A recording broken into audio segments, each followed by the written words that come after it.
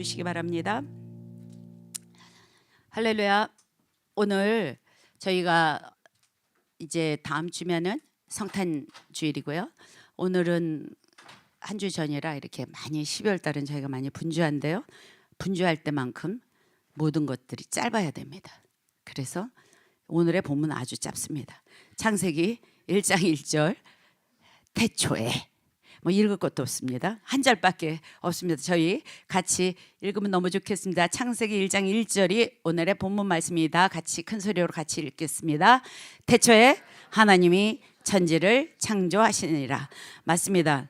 우리가 너무 잘 알죠. 왠지 짧고 군더더기가 없는 엑기스 같은 것들, 그런 거 먹으면 배불른 영양제보다 훨씬 효과가 좋아요. 그래서 영양이 아닌, 오늘은 퀀티티가 아닌 퀄리티로 우리가 오늘 한번 주님이 성령님께서 우리를 조명하여 주셨으면 좋겠습니다. 잠깐 기도하고 저희가 말씀 나누기 원합니다. 하나님, 그렇습니다. 이 태초에란 우리의 삶 가운데, 우리의 생각 가운데 있을 수도 없는 그러한 아버지 하나님, 아버지의 영역들입니다. 아버지, 이 시즌에 풀어내려고 하는 이 계시들을 조명해 주십시오. 우리를 제한치 않게 하여 주십시오. 성령님, 인도하여 주시고 빛으로 우리의 메마른 마음들을 기경해 주십시오. 또한 우리가 가지고 있는 견고한 진들이 무너지는 시간 되기를 선포합니다. 아버지, 도와주십시오. 그리스도의 살아계심을 저희가 먼저 경험하기 원합니다. 그래야 성령님, 전하는 자나 듣는 자나 한 영으로 주님이 주시는 말씀 앞에 순종하며 나가기를 원합니다. 이 시대를 향한 아버지의 뜻들이 보이므로 우리의 삶이 회복되고 우리를 통하여 아버지께서 원하시는 모든 곳곳에 빛의 통로가 되게 하여 주옵소서. 말씀 가운데 거하실 우리 주님 찬양하며 예수 그리스도의 이름으로 기도드렸습니다. 아멘. 이 오늘의 그 말씀은 태초입니다. 성경에서 제일 먼저 우리가 들어가는 문은 창세기입니다.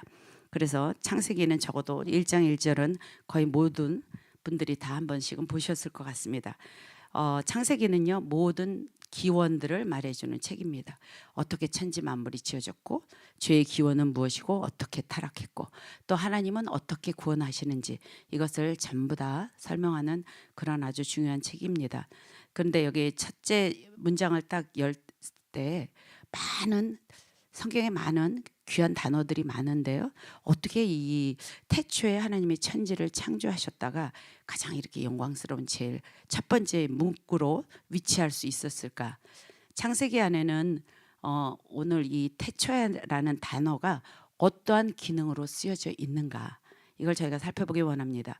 그만큼 창세기 1장 1절에 천지를 창조하시는 말씀과 그 속에 완전하신 하나님의 전능하심과 완전하심이 이 안에 비밀로 숨겨져 있습니다. 제가 말씀드렸듯이 짧은 엑기스라고 했잖아요. 그래서 저희가 한번 살펴보기 원합니다. 이렇게 맨 처음에 딱 네 단어입니다. 태초에 하나님이 천지를 창조하셨다. 창조 사역의 기본이 틀이 되는 주체는 하나님이십니다. 그렇죠? 그리고 창조를 위해서 시작된 창조의 시간은 태초입니다. 그리고 천지의 대상은 창조의 대상은 천지입니다. 그래서 우리가 이 창조의 개념이 무엇인지 알아야 됩니다. 우리가 아까 제가 잠깐 이게 여러분들에게 어떻게 이거를 설명할 수 없어서 이게 태초라고 했지만, 잠깐 화면을 띄워주시면은요, 영어로는 in the beginning, 그리고 또 히브리어로는 베레시트라고 합니다. 이 베레시트라는 것이 히브리 말인데, 저도 히브리어를 잘 알지 못하는데 하나님께서 유대인들에게 말씀을 맡겼던 민족이기 때문에, 사실 우리가 히브리어를 알게 되면은 그 안에 그 원어의 뜻이 더 이렇게 잘 이해 안 갈 때는 저게 더 확실히, 저 같은 경우는 이해가 되는 것 같습니다. 베레시트 할 때 베라고 하는 저것은 사실 영어로는 in입니다. in the beginning 할 때 in이에요. 그리고 레시트, 그다음에 레시트라고 붙어 있는 저것은 로시라는 단어에 전미어로 트가 붙으면서 그 레시트가 되면서 우두머리, 최초의 것, 우두머리 이렇게 되어 있습니다. 그래서 최초의 것 안에 뭔가가 있다는 거예요. 그래서 머리를 뜻하는 그 최초의 우두머리의 머리가 저 맨 처음에 나온 꼭 looks like 그라고 생겼어요. 그렇죠? 저게 집입니다. 베들레헴 할 때 베트, 집입니다. 집이라는 단어인데요. 저는 저 단어가 제가 저 신학교 다니면서 저걸 배울 때 참 좋았습니다. 하나님께서 다 닫고 한쪽을 딱 열으셔갖고 이렇게 돼서 여호와가 말씀하시는 것 같아요. 항상 집에서. 그런 느낌이 저는 들었어요. 그래서 잊지 않습니다. 저 베트라는 저게 집이거든요. 집의 최초의 머리, 우두머리. 그 집에 우두머리가 있는 거예요. 최초의 우두머리. 우리 하나님께서, 예수님께서 저 집에 우두머리로 계신 거예요. 그러면 우리가 저 집에 들어가기 위해서는 우리가 그 주님을 억셉트를 하고 우리의 머리를 그분의 머리로 이렇게 바꾸는 거예요. 그래서 같이 들어가는 것입니다. 주님은 창세전부터 저 집에 우리와 함께 사시기를 원하시는 것입니다. 그것이 처음부터 끝까지 주님이 하시는 일이고, 에덴 동산을 지으시고 결국은 요한계시록에 가서 우리를 그곳으로 회복하셔서 저 집에 같이 살기를 원하십니다. 요 기본적인, 주님께서 중간에 막 어떤 걸 구약에서 많은 것을 주셨는데 그것을 우리의 저주를, 우리의 심판을 위해서가 아니라 저 집에 나는 너와 함께 살겠다가 처음부터 끝까지 나오는 모든 것에 나오는 하나님의 절절한 우리들을 향한 사랑이십니다. 그것을, 그 맥을 잡고 성경을 가지고 이것을 읽어야, 우리가 지금 레위기를 입목하고 있는데요.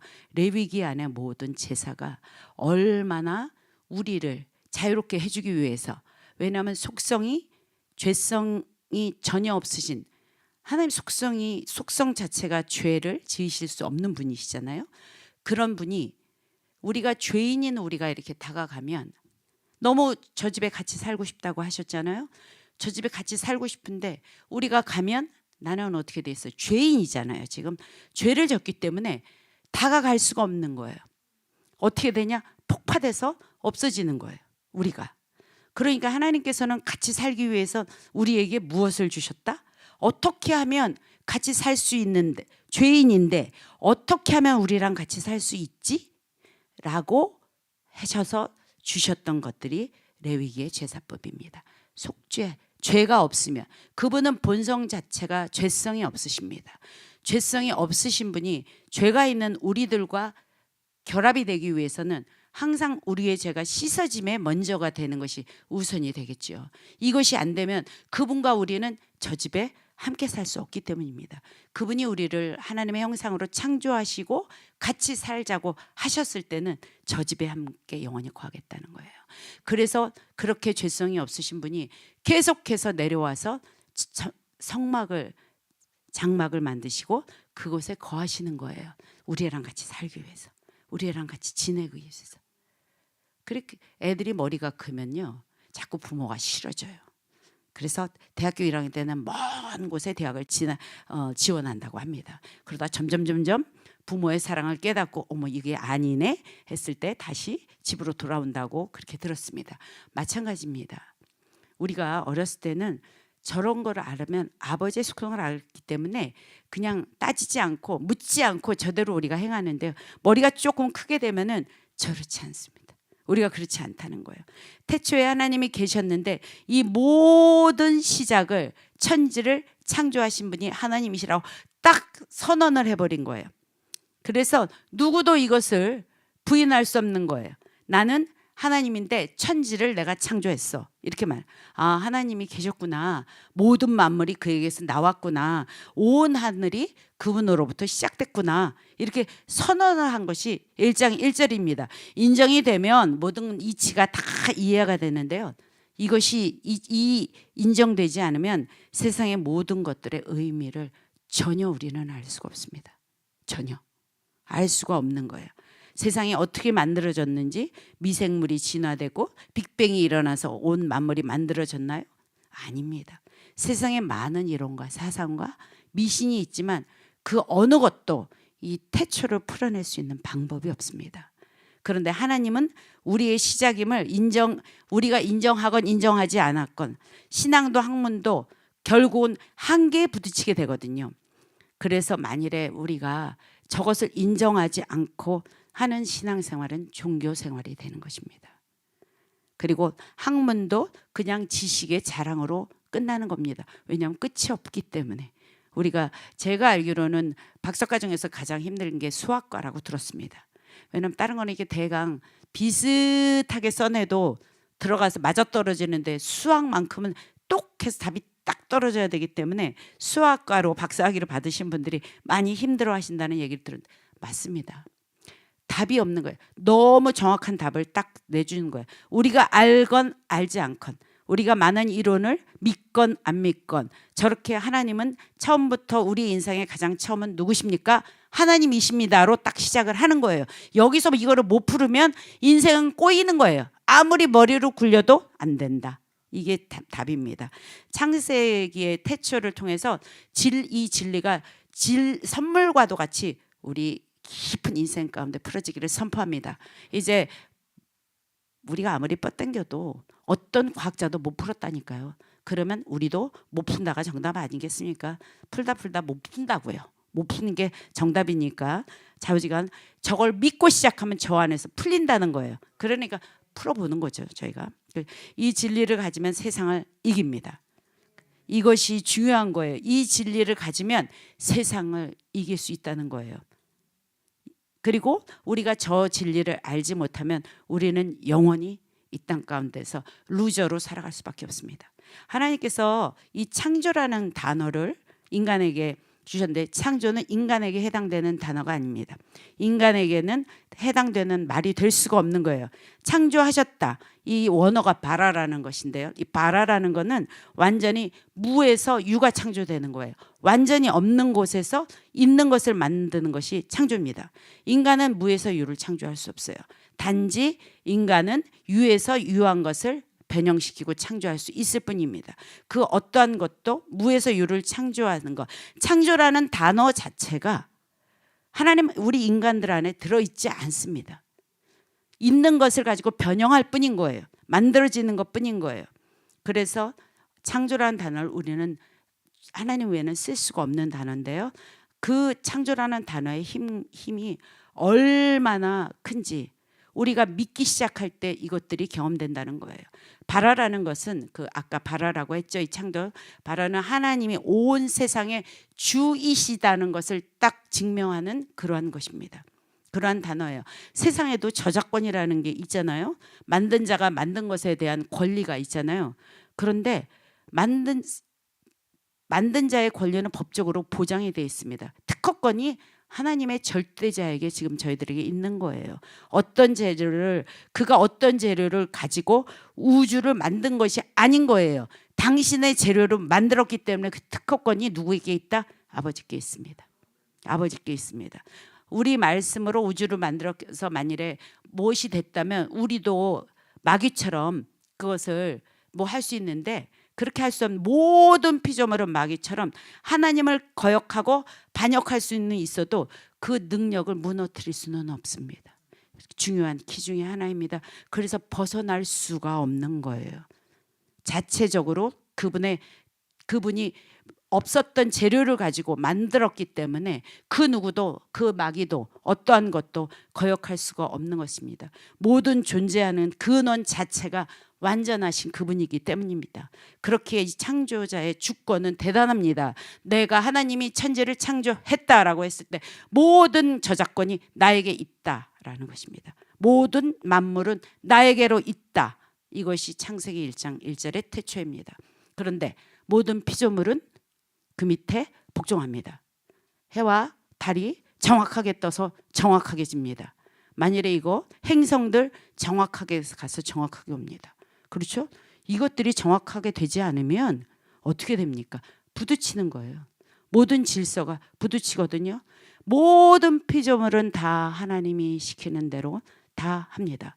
그런데 안 하는 존재가 있습니다. 누굴까요? 말 안 해도 우리입니다. 그래서 계속해서 주님은 그 예배자를 찾으십니다. 그래서 존중해주고 나를 사랑해 줄 자가 어디 있니? 저 집에 같이 살 자가 어디 있니? 라고 계속해서 찾으시는 것입니다. 제가 그저께 새벽 설교에도 말했는데요. 우리 강아지들도 본래의 강아지는 안 아파요. 저희 강아지가 골든 두들이고 하나가 이렇게 믹스된 푸드라고 다 믹스된 강아지들이거든요. 얘네들은 열성인자가 있어가지고 가지고 있는 게 있더라고요. 피부병이 하나가 아프고 하나는 위장이 나쁘대. 가서 알아봤더니 그렇게 둘이 이렇게 믹스견이 될 경우에는 그런 확률이 많다는 거예요. 그런데 하나님이 지으셨을 때 무슨 비만이 있고 당뇨가 있었겠습니까? 내가 우리 강아지 제 어렸을 때부터 계속 강아지 집에서 키웠는데 광견병 주사 외에는 맞아본 적이 없어요. 그런데 지금 강아지는 이빨까지도 다 교정을 해야 될 정도로 뭘 어떻게 했는지 모든 것들이 우리의 인간에 지어졌던 모든 질서가요. 우리의 질서가 파괴되니까 그러니까 자연의 질서가 파괴되는 겁니다. 이게 창세기에 너무너무나 중요한 거예요. 제가 이걸 조금 다루기를 원합니다. 일단 하나님이 창조하신 인류 조상의 아담의 지능은 어느 정도일까요? 이거 우리 목사님 우리 교회 우리들의 지능은 아무리 좋아야 12살 미만이라고 많이 그렇게 하셨는데 자 아담의 그 지능 지수가 얼마나 굉장할까 한번 상상으로 갑니다. 창세기 2장 19절에 보면은 아담의 지능이 얼마나 뛰어난지 알 수가 있어요.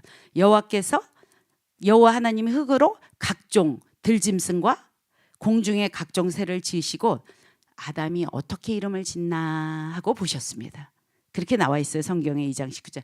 아담이 그렇게 다 지어놓고 어떻게 이름을 졌을까 하면서 아담의 이름을 짓는 것을 보십니다. 왜냐하면 아담도 하나님께서 창조하셨기 때문에 지어놓고 아담은 이름을 어떻게 졌을까 그러면서 딱 했는데 창조하는 것마다 하나님이 아담 짓나 하고 그것들로 이렇게 간 거예요. 그러니까 아담이 그 생물을 딱 보고 이름을 톡톡 짓는 거예요. 아담은 모든 생물의 개성을 보고 딱 보면서 이름을 딱 짓는 거예요. 얼마나 머리가 좋으면 지나가는 이 많은 것들을 이 지상에 새와 동물이 얼마나 많습니까? 도감을 보고도 그 우리가 이름을 기억을 할 수가 없을 정도인데 아담은 모든 동물과 새 이름 그냥 착 보면은 그거 형태를 보면서 딱 지을 정도로 지혜롭다는 거예요. 하나님이 하루는 수사자를 만드시고 어떻게 이름을 짓나 아담 앞으로 데리고 갔습니다. 가서 아직 얘는 사자가 아니야. 그냥 얘가 나와서 이렇게 간 거야. 이렇게 착착착 간 거야. 그런데 히브리어로 아라라는 게 사자입니다. 아리가 사자예요. 아리라는 단어가 사자인데요. 오르라는 단어는 빛입니다. 그 오르바 이렇게 룻기 보면 나죠. 오르가 빛이거든요. 그 아리가 사자고 오르가 거기서 파생된 단어예요. 그게 그런데 이렇게 아담이 사자를 딱 보니까 수사자였나 봐. 어머 해네 해. 어머 너는 아리다 이런 거예요. 그렇죠? 빛이야 이렇게 됐어. 어머 쟤는 아리야 이렇게 지혜가 뛰어났답니다. 그 이름을 누구도 지금껏 바꿀 수 있는 사람이 없답니다. 그 정도로 아담의 지혜가 뛰어났다는 거예요. 그러니까 하나님의 사람 솔로몬이 어떻게 했습니까? 1,000번째 드리고 하나님께 뭘 달라고 그랬죠? 지혜. 우리가 알고 있는 공부 좀 잘하는 그런 지혜가 아닙니다. 착 쳐다보면 착 나오는 그런 이 많은 모든 생물을 순간순간에 버뜩버뜩 깨달을 수 있는 지혜, 그러한 지혜가 나왔습니다. 하나님께서는 우리 삶에 관심을 가지고 우리를 이렇게 지켜보시는 거예요. 그리고 거기에서 우리가 무엇을 하는지 찾아내시는 분이십니다. 그래서 하나님께 수많은 동물과 새 이름을 지으신 걸 보고 아담이 사용하는 언어가 얼마나 풍부했는지 그분은 알았다는 것입니다. 그리고 인간에게 주신 지혜가 아담에게 주었다면 우리에게도 주었을까 안 주었을까? 줬다는 거예요. 그래서 그 지식이 얼마나 큰지 우리 부모 세대는 우리가 뭐가 또 여기서 지식이 더 있어서 어디를 갈 것도 아닌데 우리 자녀 세대에게 이 지혜가 임할 것을 선포합니다. 네, 이렇게 우리가 하나님 안에 들어갈 때 그분의 지능을 우리가 하나님 안에 들어가 있을 때 그분이 우리를 보면서 얘는 이러한 것 왜냐하면 누가 지었다고요? 그분이 지었잖아요. 그렇기 때문에 너무 잘 보신다는 거예요. 그래서 부모 세대는 자꾸 아이들 앞에 왔다 갔다 하지 마십시오. 아이들이 하나님이 하실 수 있도록 뒤에서 기도하셔야지 돼봐야 우리밖에 더 되겠습니까? 안 됩니다. 그렇기 때문에 우리의 세대들은 정말 철저하게 하나님 안에서 저 풀어지는 지혜를 완전히 받아갈 수 있도록 더크로스 처치가 우리가 다음 세대를 위해서 기도하는데요. 이 지혜가 계속 풀어지도록 우리 부모 세대가 계속 기도해 줬으면 좋겠습니다. 우리가 진정 하나님의 사랑과 능력은요. 이러한 것만 봐도 우리는 깨달을 수 없다는 거예요. 우리의 생각으로의 사랑, 우리의 생각으로의 지혜, 우리는 다 담아낼 수 없습니다. 이 아담이 만들었던 이 이름을 지금까지도 바꿀 수 없었을 정도로 그렇게 하나님 안에는 지혜가 있다면 그 퍼펙트한 아담의 지혜, 이 지혜는 하나님께서 끌어내시는 지혜입니다. 우리 자녀들에게 계속 부모는 이러한 지혜가 갈 수 있도록 축복해 주시는 것, 그것이 굉장히 필요하다고 생각합니다. 그래서 라합이 그랬잖아요. 풍문으로 듣고서도 믿었습니다. 아, 너희 하나님은 대단한 하나님이야. 너희의 공동체 언약 안에 나를 거기다 좀 내가 정탐꾼을 숨겨줄 테니까 나중에 이렇게 줄을 내려서 나중 거기다 넣어주지 않을래? 하면서 뭐로요? 풍문으로 들었습니다. 풍문으로 들어도 그 말씀을 들어도 행합니다. 그래서 그 믿음의 그 가문 계열로 들어왔습니다. 창세기의 베레시트는 이거예요. 태초로 인해서 저희 모든 공동체가 그 아버지 안으로 들어가면 이렇게 풀어져야 됩니다. 듣고 풀어질 수 있어야 되는 거예요. 그런 지혜가 저희가 있으면 좋겠습니다. 창세기에는 믿음의 법칙이 이렇게 있습니다. 이 믿음의 법칙을 여러분들이 머릿속에 좀 넣어놓으면 좋겠습니다. 하나님께서 첫날 맨 첫날 뭘 만들으셨죠? 빛을 만드시, 빛이 있으라 이렇게 말씀하셨거든요. 빛이 있으라. 그리고 두 번째 날 하늘을 만드시고 세 번째 날 육지를 만드셨습니다. 그리고 이쪽에 여기는 하나님이 이제 다스릴 존재로 만드셨어요. 3일간. 그리고 이렇게 옮겨서 첫날에 빛이 다스릴 수 있는 태양과 달과 별들, 은하를 주셨습니다. 그리고 두 번째 날 바다에 있는 어류들을 다스릴 수 있는 존재가 다스림을 받을 존재를 주님이 이렇게 만들어 주셨어요. 그리고 동물을 만드셨습니다. 육지를 만드시고 이것을 다스릴 존재를 만드셨어요. 하나님은 이렇게 다스림을 받을 존재 만드시고 다스릴 존재를 만드셨잖아요. 그리고 이것이 창세기 1장에 나오는 질서입니다. 이런 코스모스 그 질서 그렇게 해놓고 이 모든 것들을 누구 보고 다스리라고 그랬죠? 이렇게 사람 보고 너희가 이것을 다스려라 그랬어요. 생육하고 번성시키고 정복하라 그러셨습니다.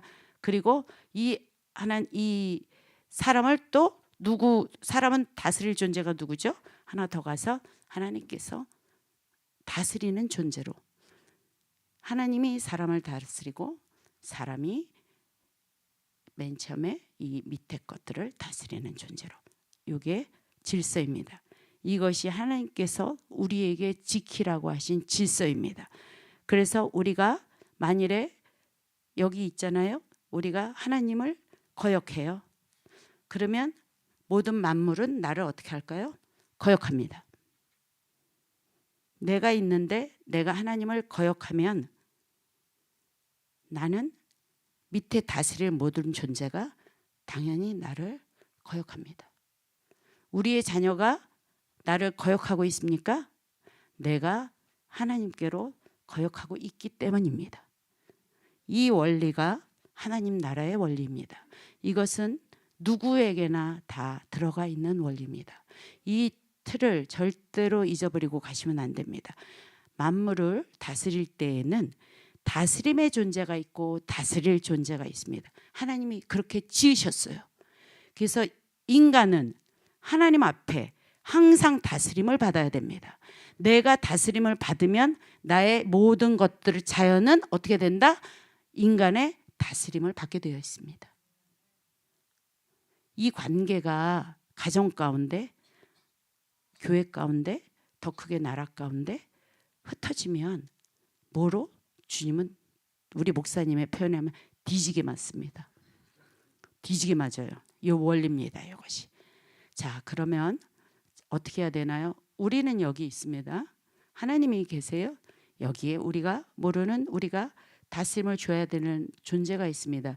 여기서 우리 예를 들어 우리의 아이들이라고 칩시다. 우리의 자녀들이 난리가 났어요. 자녀들이 난리가 났어.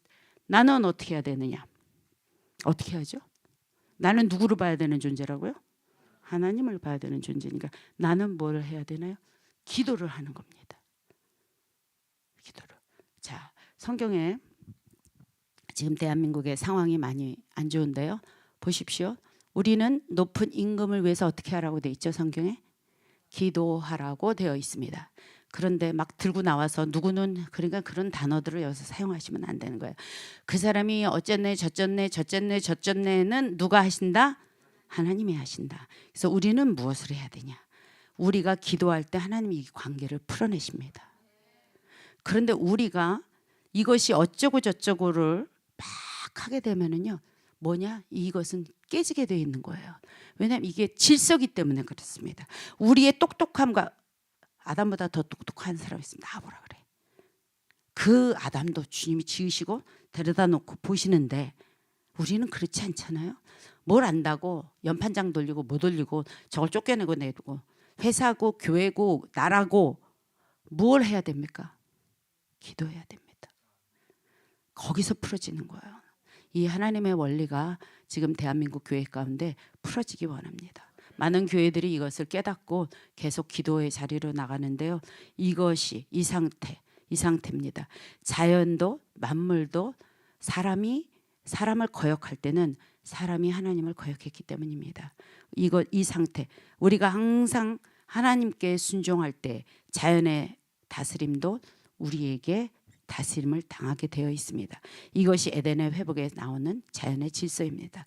우리가 이 질서의 원리를 알기 때문에 이 시스템을 가지고 계속 우리는 중보 기도하는 것입니다. 누가 그래요 저한테 기도만 하면 다냐고. 네, 기도만 하면 답니다.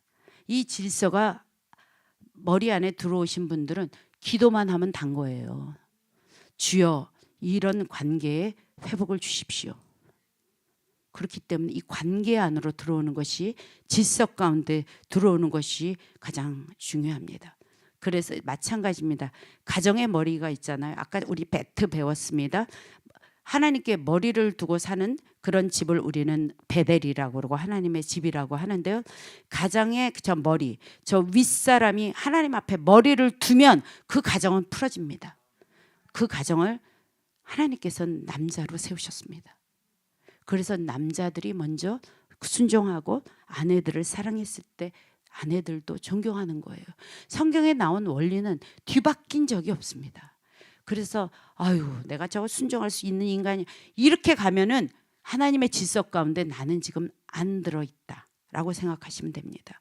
그래서 결론이 나옵니다. 왜 우리 자녀가 말을 안 듣나요? 왜 우리 집안에 불화가 매일 있나요? 어떻게 해서 그렇다고요? 저 질서 가운데 지금 없기 때문인 거예요. 자꾸 옆에 사람을 바라보지 마세요. 우리는 다 같은 죄인이고 다 같이 연약한 존재인 거예요. 그러나 하나님의 질서 가운데 내가 먼저 들어가서 저 질서를 내가 회복하고 내가 거기서 기도하고 있을 때에 내가 속한 그 공동체는 항상 하나님의 질서로 회복될 것을 저는 너무 많이 봤고요. 또 그것이 맞는 것이라고 저는 생각합니다. 회사나 교회나 어떤 주어진 사람의 집합소 그런 관계. 저 얼마나 이민교회 많이 보시지 않습니까? 얼마나 많은 목회자와의 갈등들이 있습니까? 저도 못 볼 꼴을 너무 많이 봤는데요. 그런 거 안에 질서가 해결되지 않을 때는요. 하나님 그 교회 얼마나 가슴이 아프시겠습니까? 이 질서가 교회 안에서 먼저 회복이 되지 않는다면, 도대체 가정 안에서 회복이 되지 않는다면 어디서 회복이 되겠냐고요. 어머님들 특히 우리 자녀들 항상 아이들에게 가는 시선을 아버지께로 가서 기도하세요. 우리 자녀들 위해서 더 기도하는 것, 그것만이 창세기에서 나온 하나님과의 관계의 개념이 결국은 하나님 나라의 질서의 개념이고 그것이 세상을 사는 승리의 개념입니다. 창세기 1장 3절에 이렇게 하나님이 빛이 있으라 하셨는데 빛이 있었잖아요. 그래서 이 첫째 날에 아까 제가 말씀드렸어요. 첫째 날에 있었던 이 광명의 빛이신 주, 무에서 유를 창조하신 그 빛입니다. 그 빛 어디서 나왔나요? 그 다메섹 선상에 그 사도 바울이 만났던 그 빛. 그 빛은 하나님의 능력이고 만물을 보살피는 빛이고 키우시는 생명의 빛인 거예요. 그런데 이게 넷째 날에는 아까 분명히 여기에서는 빛이 있으라. 첫째 날에 그랬단 말이에요. 이게 다스릴 존재가 다스림을 받은 넷째 날에 빛으로 다시 한번 옵니다. 해와 달과 별이 있잖아요. 이 빛은 뭐고 이 빛은 무엇이냐 이겁니다. 그렇죠? 이 두 개가 혼동이 되기 때문에 태양신을 섬기는 것입니다. 첫째 날의 빛은요, 이 오르라는 이 빛은 완전한 퍼펙트한 생명력을 키우는 빛인데요, 창조되기 전에 있었던 빛입니다. 그래서 하나님이 셋째 날 식물을 먼저 지십니다. 채소와 과일이 자라나는 것이 빛이 없이도 됩니다. 어떻게 빛이 없이 과일들이 자라나고 채소가 자라날 수 있습니까? 태양은 넷째 날에 창조됐는데, 그런데 셋째 날에 식물이 자라요. 하나님이 가라사대 땅과 풀과 씨 맺는 채소와 각기 종류 다른 가진 열매와 과목을 내라 하시매 그대로 땅이 그것을 내니라 그랬습니다. 여기에 그런데 하나님이 보시기 좋았더라 했는데 여기에는 빛이 없어요. 식물이 태양빛을 받아야지만, 광합성을 받아야지만 비로소 존재할 수 있는 걸 우리는 알고 있잖아요. 근데 이 식물은 아직 태양이 없는 상태에서도 존재하고 자라나고 있습니다. 바로 이 빛, 감춰진 빛, 진짜 만물을 소생케 하는 그 빛, 그 생명력의 빛, 예수 그리스도, 그 빛 가운데로 들어가면, 그래서 계시록에 가면은 밤이 없고 모두 없고 다 자라고 다 거기서 하는 거예요. 넷째 날에 창조의 빛 이전에 벌써 생물은 등장했고, 창세기 1장에 나오는 빛의 창조는 전능하신 그 아버지의 능력, 어마어마한 그 이것을 말하는 것입니다. 그래서 그 능력이 밤과 낮을 가르고요, 밤에 속한 자들을 영원한 어둠으로 내버려두시고요, 낮에 속한 자들을 빛으로 건져주시고요, 하나님의 빛이 있으라 했을 때 그곳에 어둠이 공존하도록 하셨거든요. 그 빛이 어둠을 몰아내고 빛이 필요 없는 하나님의 나라로 그를 만들겠다는 아버지의 전지전능이 여기에 들어 있습니다. 그래서 새 창조, 새롭게 창조되는 그곳은 어둠이 더 이상 없다. 하나님의 나라가 어떻게 창조될 것인가에 대한 힌트입니다. 하나님의 빛이 있으면 그 어떤 것도 다 자라나는 거예요. 그 어떤 것도 어둠이 없어도 다 그것들이 존재하고 일어난다는 거예요. 그런데 넷째 날의 빛은 발광체가 서로 다릅니다. 창세기 1장 14절에 메오로트라고 하는 메오라의 복수형으로 되어 있는 이 빛은요, 그냥 광명체, 빛나는 것, 우리 눈에 보이는 이 세상을 위해 존재하는 천체들을 말합니다. 다르죠? 다르다고요. 창조의 그 원시의 빛과 우주의 빛과 우리가 보이는 이 선상의 빛은 다르다고요. 그런데 사람들은 그 예수 그리스도 하나님의 그 능력의 빛을 보지를 못했기 때문에 어디 갔다가 절합니까? 여기 해랑 얘네가 능력 있는 줄 알고 거기 가서 막 절해. 그래서 나온 신앙도 많이 있지 않습니까? 잘못 짚은 거예요. 잘못 짚었어. 졸로 짚어야 되는데 일로 짚었어. 그렇죠? 일로 짚으시면 안 됩니다. 네. 우리가 사는 이 세상을 위해서 만드신 천체들입니다. 이처럼 제가 여러분들에게 말씀드리려고 하는 포인트는, 하나님이 천지를 창조하셨을 때 그 창조하신 그 하나하나의 그 질서가 완벽하시다는 거예요. 완벽하시다. 우리의 생각으로 자꾸 이거를 이해하려고 들어가면은 들어갈수록 우리는 안 된다고요. 할 수가 없는 거예요. 그래서 하나님께서 태초에 내가 천지를 창조했다. 너희들은 이 창조의 원리대로 살아. 그러면 너희는 산다. 안 꼬인다. 그런다 그 창조의 원리를 네가 거부했을 때 자연도 너를 거부한다. 이것이 너무 클리어하게 된 것이 저 베레시트라는 것입니다. 천지를 그릴 때 천지와 땅과 하늘이잖아요. 영어로는 the heavens, 이게 복수로 되어 있는데 히브리어로는 샤마임, 동일하게 복수로 되어 있습니다. 하늘들과 적어도 2개 이상의 하늘이 있다는 거예요. 그리고 땅, 아레츠, 땅은 단수로 여성 단수로 되어 있거든요. 하늘을 이해하기 위해서는 하늘 이전에 하늘이 있었다는 거예요. 하늘 이전에 하나님은 어딘가 to something, 어디에 계셨다는 거예요. 왜냐하면 에베소서 1장 4절에 곧 창세 전에 그리스도 안에서 우리를 택하사 이랬거든요. 창세 전에 우리를 택했대요. 창세 전에 삼층천을 다녀온 사도 바울이 에베소에서 그렇게 말한 거예요. 창세 전에 우리를 택하사.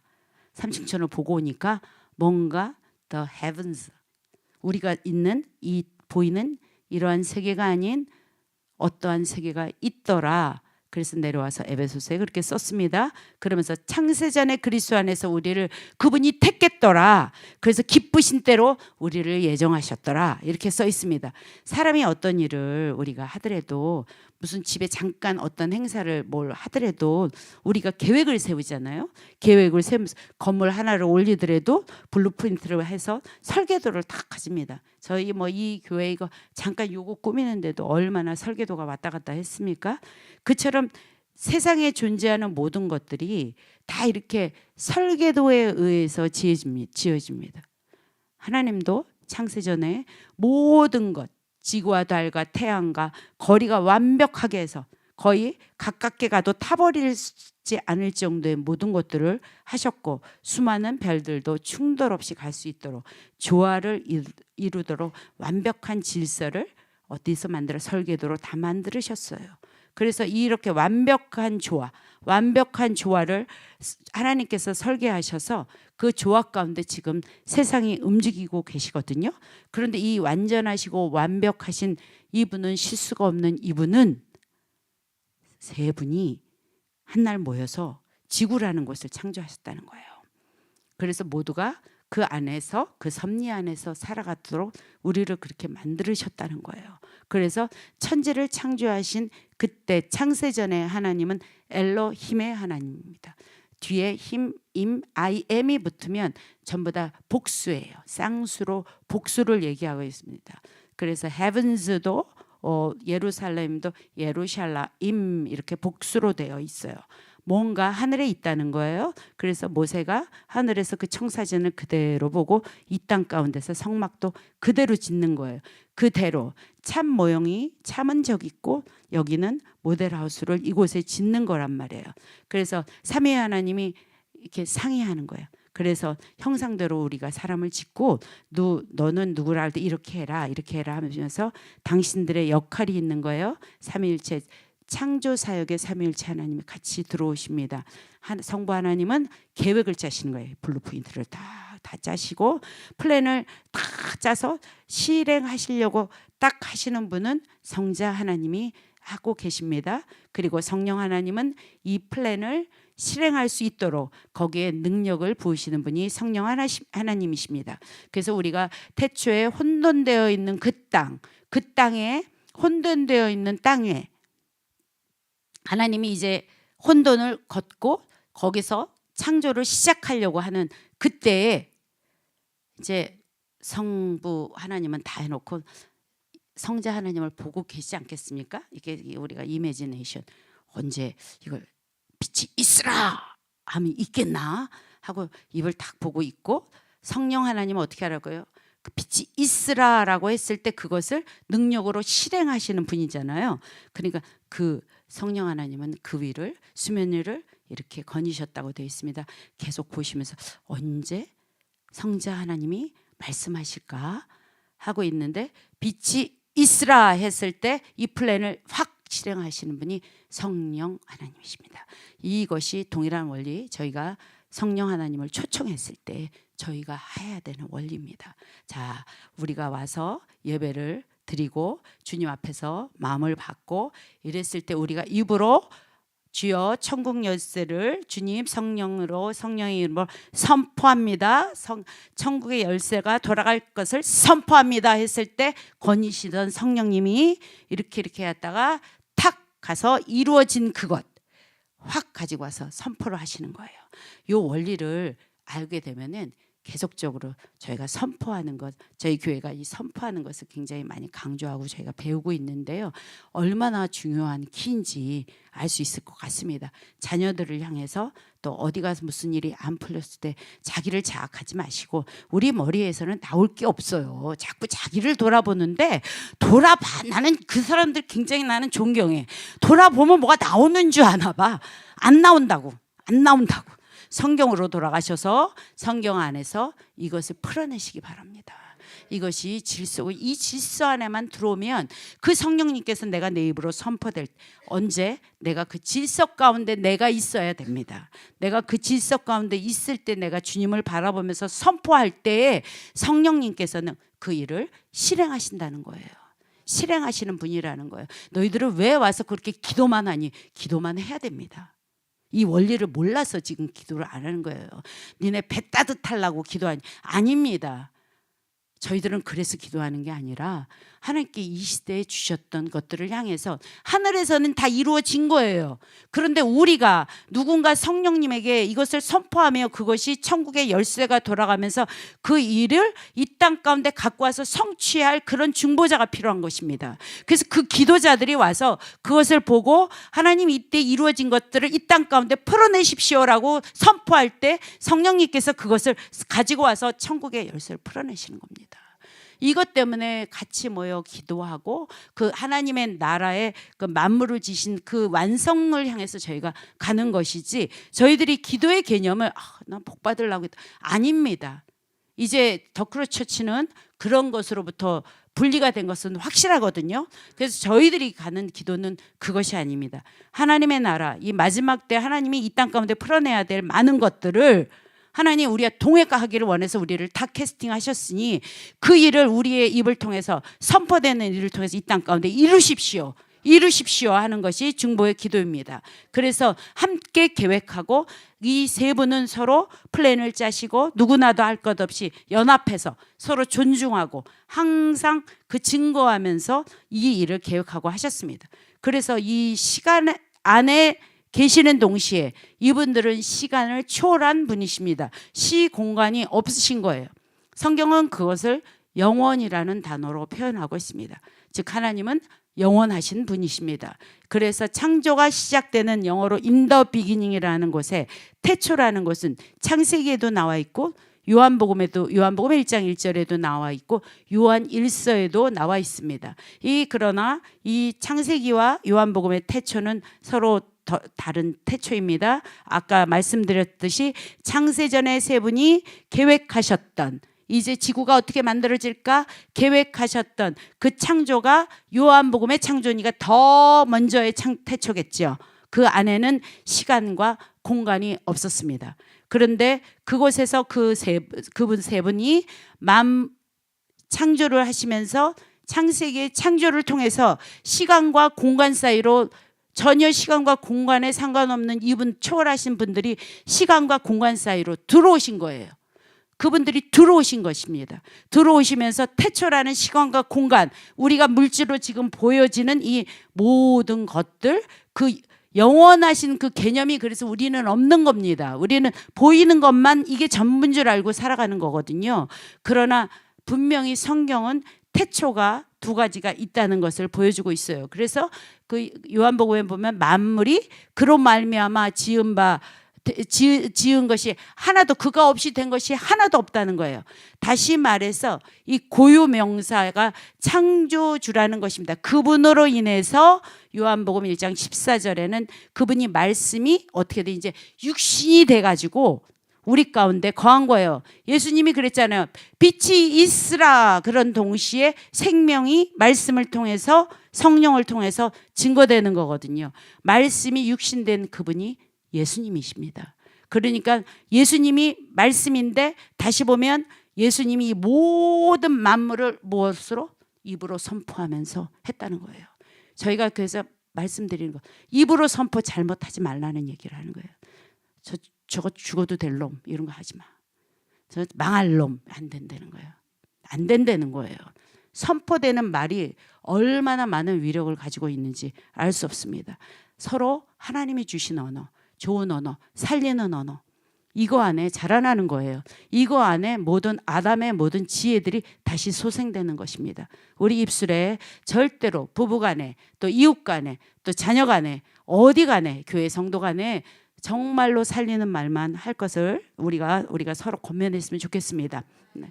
그래서 이렇게 주님이 육신의 모양을 가지고 우리의 눈은 영이 있잖아요. 그러니까 영이 있으니까 우리는 영 안에 들어있을 때 그분이 보이는 거예요. 증거되는 거예요. 그런데 내가 이 땅이 전부인 줄 알고 이것이 단 줄 알고 영의 세계가 부인되는 사람에게는 안 보이는 겁니다. 그러니까 같이 기도를 해도 쟤는 왜 저렇게 울고 짜고 해? 나는 지금 아무리 맹맹한데 왜 그럴까? 왜 그럴까? 잘 생각해 보세요. 각자가 이 부분에 대해서. 네. 그렇습니다. 창세기 1장 1절에 그래서 하나님은 분명히 태초라는 것이 무엇이며 이게 너무너무 우리 머리로 이해하기 어려운 것입니다. 시간과 공간의 개념이 우리 안에 들어올 수가 없는 거예요. 그러나 하나님 앞에 갔을 때 여러분들은 분명히 보게 될 것입니다. 딱 쓰는 순간에 옛날부터 지금까지 모든 것들이 1초도 안 되게 주님 앞에서는 리빙이 되는 거예요. 리뷰가 되는 거예요. 이렇게 보면은요. 긴 영화를 내가 50년 살았으니까 자 쟤는 50년 자 1번 쟤는 5분 걸리겠네. 이게 아닙니다. 그분은 시 공간을 초월한 분이시기 때문에 쓰면 그냥 부채처럼 펼쳐진 나의 50년의 인생이 딱 접혀진 상태로 보이는 거예요. 그분에게는 다 스캔이 되는 거예요. 한 방에.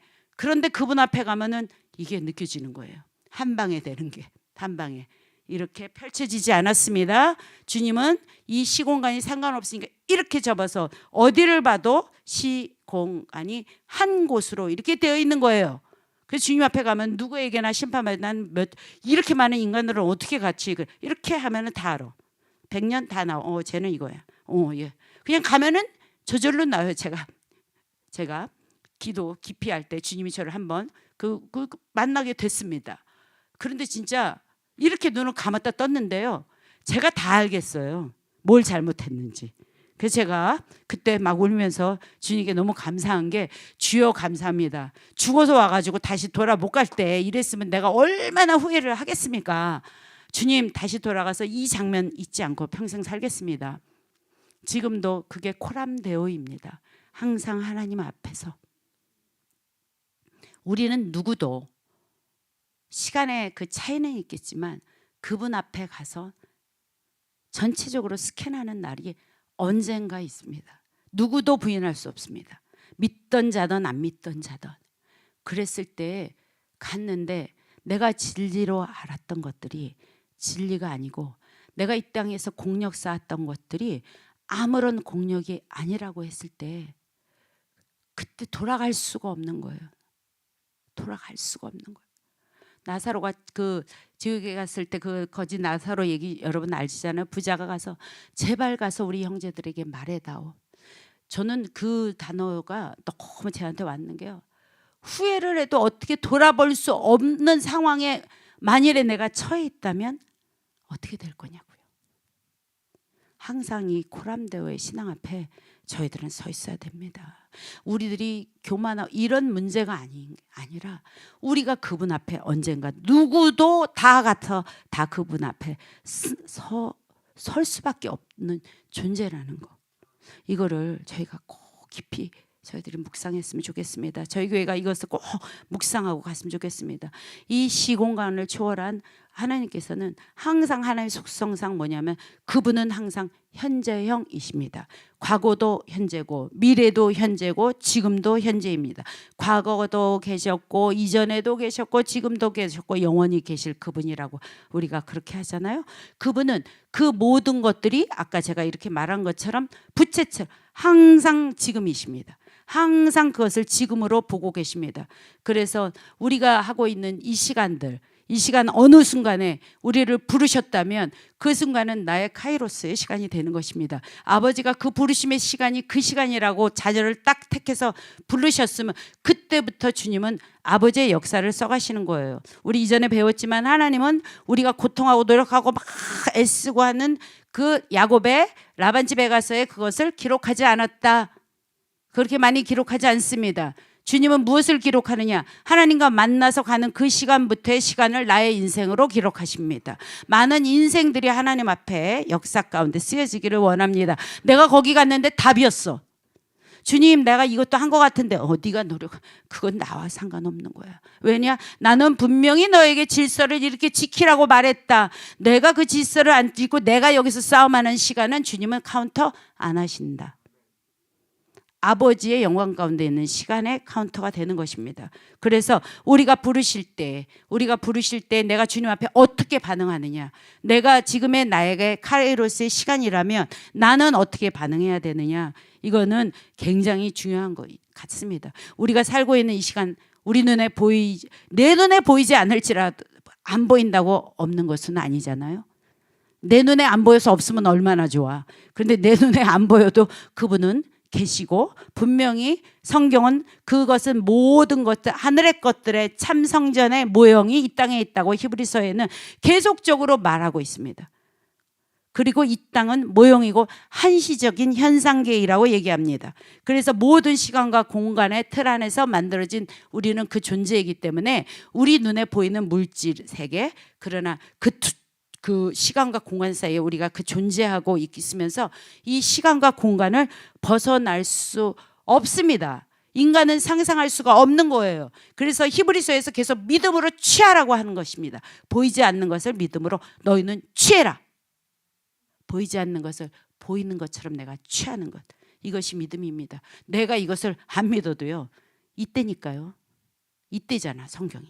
내가 없다고 그래도. 그래서 본인이 없다고 그렇게 살으시면 나중에 거기 갑니다.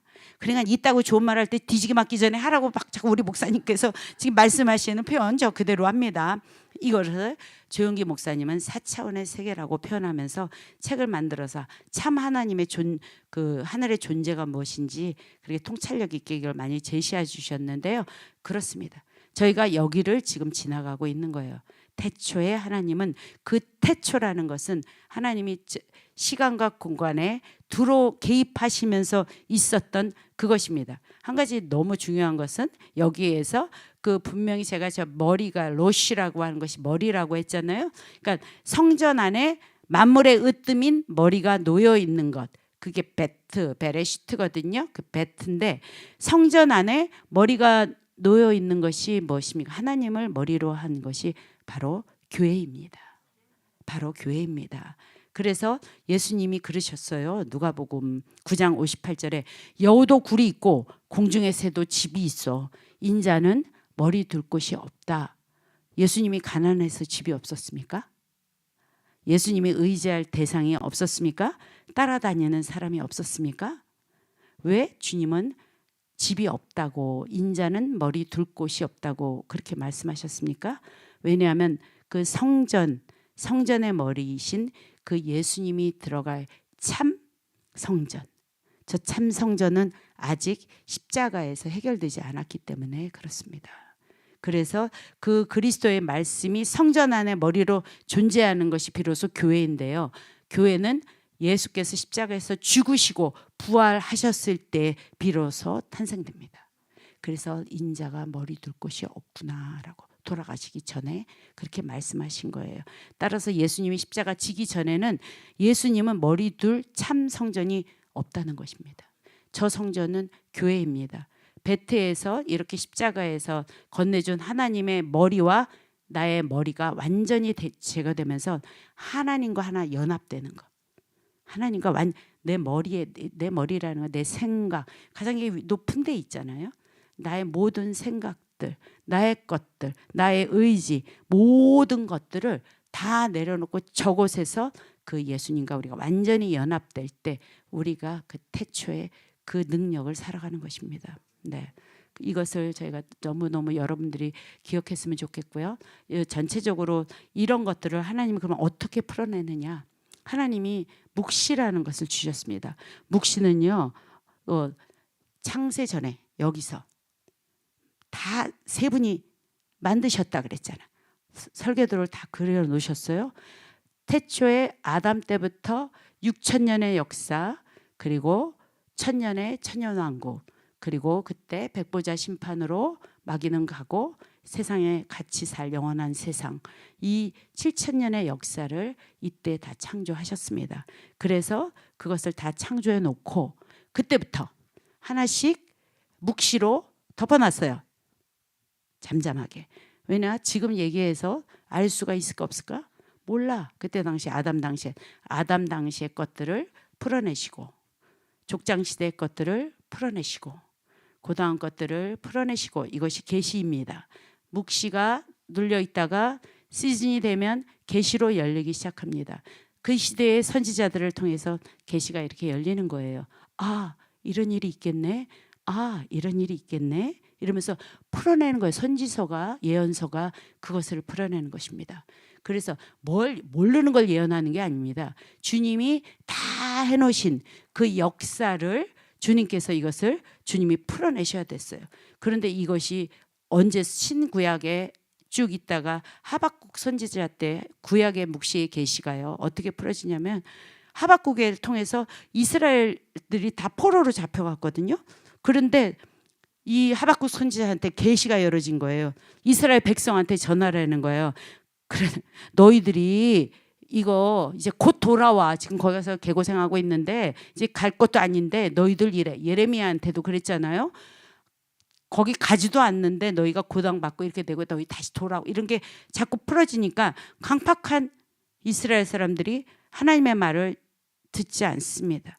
그래서 이사야서 29장에 이렇게 되어 있습니다. 너희는 소경이라. 너희는 소경이라. 모든 묵시는 봉해져 있으나 유식한 자나 무식한 자나 읽을 수가 없다. 하나님께서는 묵시를 이룰 때가 있다. 계시될 때가 그 말씀이 풀어지는 때다. 그 말씀을 풀어내는 자, 순종하면서 자기를 죽이는 자에게 이것들이 풀어지기 시작하는 거예요. 그래서 저희가 지금 이 마지막 때에 엔타임의 다니엘서를 보는 거예요. 왜냐하면 스가랴서, 다니엘서 여기에 풀어지는 마지막 때의 시즌에 풀어지는 것들이 지금 거기에 있기 때문에 우리가 그것을 보면서 아, 하나님께서 창세전에 이렇게 계획을 하셨구나. 이러한 일이 있겠구나. 그러면 나는 이렇게 기도해야 되겠구나 하고 정확한 스토리를 알고 기도를 하기 때문에 우리가 예언서를 그렇게 읽는 것입니다.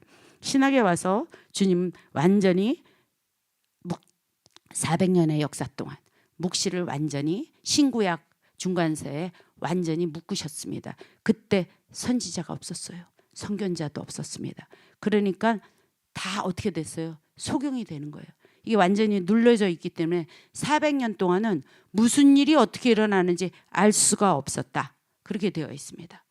그런데 이제는 어떻게 됐습니까? 구약을 이룬 신약이 마지막 엔타임으로 가면서 성경의 예언서가 계시로 지금 들춰내고 있는 시즌을 저희들이 살아가고 있습니다. 하나님의 언약의 말씀대로 이루어지는 세대, 어떻게 보면 정말로 은혜로운 시대를 저희가 살아가고 있는지 모릅니다.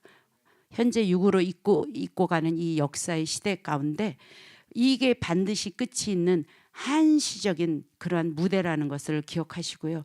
이 베레시트라고 이 하는 것, 창세전의 계획들, 태초에 하나님 계획했던 이 모든 것 1.1획도 주님은 가감하지 않겠다고 그걸 창조전에 쓰시고 하시고 거기에 못 박으셨습니다. 나는 그 어느 것도 떨어뜨리지 않겠다. 너희의 생각과 상관없이 나는 그 일을 확실히 이루신다. 누구와? 그분의 계시를 풀어내고 그분과 같이 동역해서 가는 자들을 통해서 이 일을 이뤄내신다는 겁니다. 더그로 처치가 이것을 잘 받아내는 교회 되기를 선포합니다. 네, 이제 예배팀 나와주셔도 좋고요. 이렇게 해서 정말 우리는 하나님 앞에 축복과 저주가 놓여 있는 이곳에서 언약을 이루는 자는 축복으로 갈 것이고 언약을 변개하는 자들은 저주로 갈 것입니다. 인간의 알량한 우리의 지식으로 하나님의 말씀을 우리는 난도질해서는 안 됩니다. 항상 경외한 마음으로 우리가 이 말씀 받아들이기를 원합니다. 하나님의 말씀은 시초부터 이미 종말을 구하는 그러한 말씀입니다. 우리가 오늘 머리를 어떻게 둘 것인지, 우리가 머리를 어느 곳에 둘 것인지 계속적으로 생각하는 그러한 시간들 됐으면 좋겠습니다. 더크로 처치가 예수님의 머리를 항상 예수님께 고정하면서 항상 왕의 문을 여는 그러한 교회 될 것을 선포합니다. 태초에 하나님이 천지를 창조하셨습니다.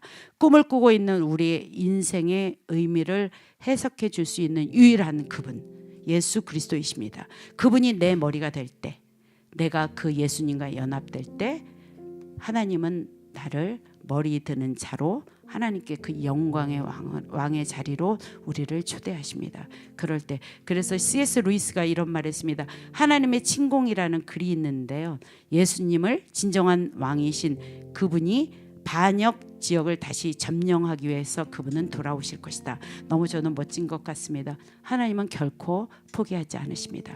세상을 포기 아니하신 것처럼 우리의 인생도 포기하지 않습니다. 그분은 다시 찾아오십니다. 오늘 다음 주인데 다음 주에 저희가 성탄절인데요. 하나님 정말 인간답게 산다는 것, 바로 이 엘로힘의 하나님을 기대하며 사는 그러한 인생이 아니겠습니까?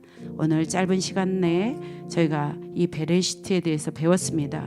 아버지 여기에 머무르지 않게 하시고 계속적인 이 계시와 지혜들이 우리에게 풀어지기 원합니다. 이 시간 같이 저희가 함께 기도하기 원하는 제목 두 가지가 있는데요. 먼저는 하나님 그저 이 땅에 영원한 건 줄만 알고 이 땅을 살았다면 참 하나님의 세상이 그 영원함이 우리 앞에 있다는 것 기억하게 하여 주옵소서. 지혜와 계시의 영을 주님 더 풀어주십시오. 이제는 양과 염소를 가르는 그러한 시대가 돌아오고 있습니다. 하나님 우리가 주님을 창조주를 신뢰하며 살아가든지 아니면 세상에 동화되어 살아가는지 아버지 하나님을 돌아보면서 우리가 결단하기 원합니다. 내 마음대로 내 뜻대로 아버지 내 목적을 가지고 살지 않게 하시고 우리 본연의 목적 아버지께서 창세전에 지으신 그 목적을 찾아가는 저희들 되게 해달라고 우리가 통성으로 기도할 때 주여 말씀으로 깨워주옵소서. 내 영아 깨어날지어다. 무뎌진 나의 감각들아 다 깨어날지어다. 하나님을 향해서 죽어있는 모든 감각들은 다시 회복될지어다. 통성으로 한번 기도하시겠습니다. 주여 아버지 그렇습니다. 우리의 모든 기관을 주님 앞에 고정시킵니다. 베레시트의 아버지 안에 그 패트처럼 하나님 우리가 주님 앞에 우리의 머리와 우리의 생각을 주님 앞에 고정합니다. 우리의 마음을 주님 앞에 고정합니다. 하나님 그렇습니다. 아버지는 온전한 참 믿음으로 주님 앞에 나아갑니다. 하나님 이 땅에 보이는 것들이 전부가 아니고 보이지 않는 것들을 향하여 아버지의 질서를 지켜가며 하나님 앞에서 하루하루를 우리에게 주어진 그 하루하루를 살아가는 저희들 되게 하여 주십시오. 하나님 성경을 통하여 이 땅을 어떻게 하면 승리하는지 아버지의 질서를 어떻게 하면 지켜나가는지 주님은 저에게 말씀하셔 주셨습니다. 주여 말씀으로 깨어나게 되게 하여 주십시오. 더크로스 처치가 말씀으로 깨어나는 교회 되게 하여 주십시오. 하나님 지식으로 멈추지 않게 하여 주시고 하나님 주님 앞으로 가는 저희들 되게 하여 주옵소서. 저희가 한 가지 더 기도합니다. 이제 사랑하는 조국 우리 대한민국에 우리가 아버지 하나님 지금 많은 혼동이 있는데요, 승리하신 예수 그리스도로 아버지 승리하신 예수 그리스도가 대한민국의 머리가 될 것을 선포합니다. 역전의 하나님을 선포합니다. 아버지 모든 뒤바뀐 질서들 미혹들 제자리로 정리될지어다. 역전될지어다. 이렇게 우리가 주님은 대한민국의 방패이십니다. 주님은 대한민국의 영광이십니다. 영광의 왕이여 공의와 정의를 대한민국에 베풀지어다. 이렇게 우리가 선포하며 우리나라를 위하여 같이 한번 기도하시면서 삶의 자리로 돌아가시기 바랍니다. 같이 기도하시겠습니다. 주여 사랑하는 조국 대한민국을 주님 손에 올려드립니다.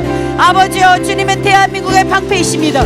주님은 대한민국의 왕이십니다. 아버지 대한민국 땅에 하나님의 영광을 비춰주십시오. 하나님 반전과 역전에 능하신 우리 아버지 하나님 미혹과 진동이 있는 대한민국의 교회를 흔들으시며 다시 한번 하나님 가장 귀한 것으로 대한민국을 승리로 주님 다시 한번 세워가실 것을 믿고 감사를 드립니다. 하나님 우리가 아버지 하나님 이 시간 대한민국 땅에 승리를 선포합니다.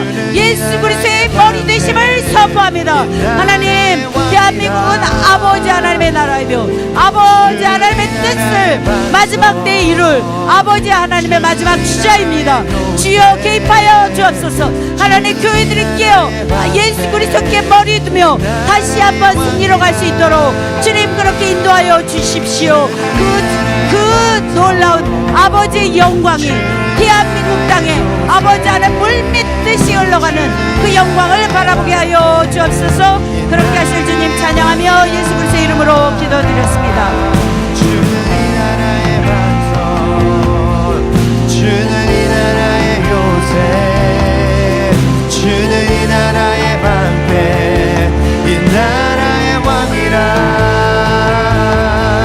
주는 이 나라의 반석, 주는 이 나라의 요새, 주는 이 나라의 방패, 이 나라의 왕이라. 이 나라의 왕이라. 이 나라의 왕이라. 이 나라의 왕이라. 나라의 왕이라. 이 나라의 왕이라. 이 나라의 왕이라.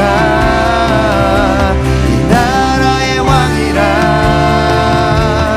나라의 왕이라.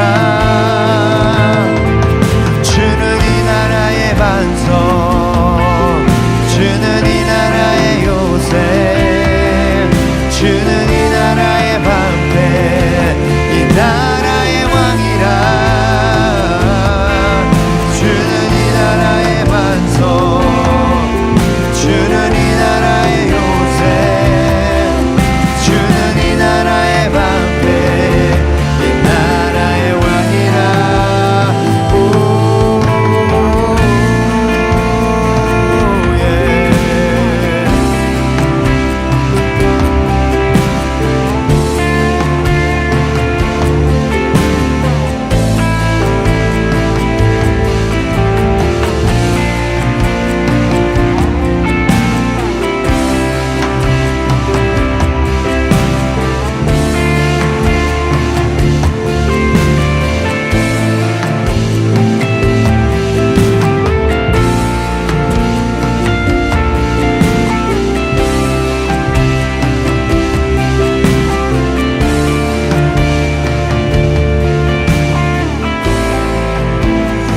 모든 시선을 주님께 드리고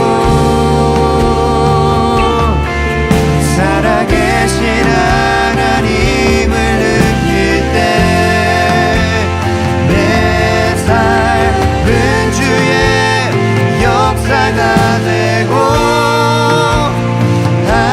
하나님이 일하기 시작